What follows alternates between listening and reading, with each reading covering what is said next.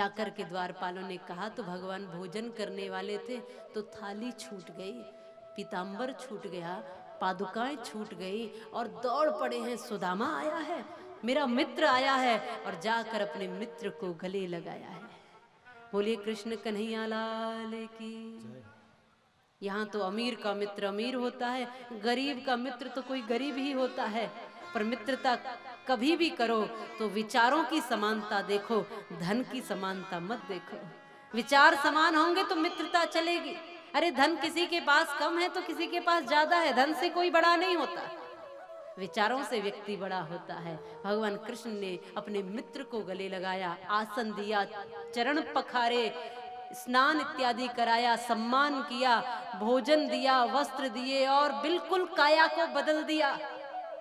और आज कुशल मंगल पूछ कर कहा कि मित्र आज तुम्हारा विवाह हो गया। सुदामा जी ने कहा कि मेरा विवाह तो हो गया। भगवान ने अपनी भी बताई, मेरा भी विवाह हो गया। यहाँ दोनों में चर्चा चलने लगी तो भगवान ने पूछा कि विवाह हो गया तो मैं इतना जानता हूँ कि खाली हाथ तो तुम नहीं आए होंगे, कुछ न कुछ तो भेजा ही होगा मेरे लिए हमारी भाभी ने। तो सुदामा जी वो पोटली छुपा रहे हैं क्योंकि देख रहे हैं कैसी गरीब की इस टूटे चावलों की पोटली द्वारिकाधीश को क्या अच्छी लगेगी देते हुए। कभी भी उपहार देते समय आपके उपहार की कीमत नहीं देखी जाती, उपहार देते समय आपकी भावनाएं देखी जाती है। उपहार देते समय अपनी भावनाएं पूरी रखो और लेने वाले को भी भाव का ही पता होना चाहिए, कितने भाव से आपने क्या दिया।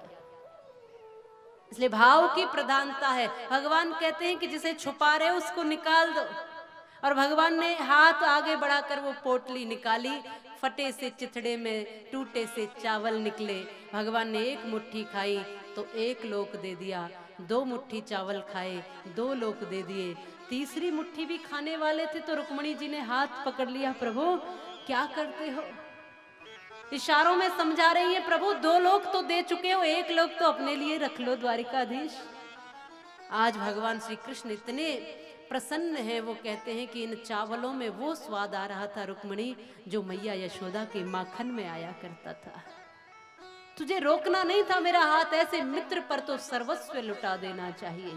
ये कथा मित्रता का प्रतीक है। मित्रता करो तो अपने विचारों की समानता वाले से करो, गरीबी अमीरी का भेदभाव छोड़कर मित्रता करनी है। और यदि किसी से मित्र भाव रखो तो उसको हर स्थिति और हर परिस्थिति में निभाओ। ये भगवान कृष्ण की कथा सुदामा जी चरित्र की कथा कहती है। और भगवान ने सब कुछ बिना मांगे ही दे दिया।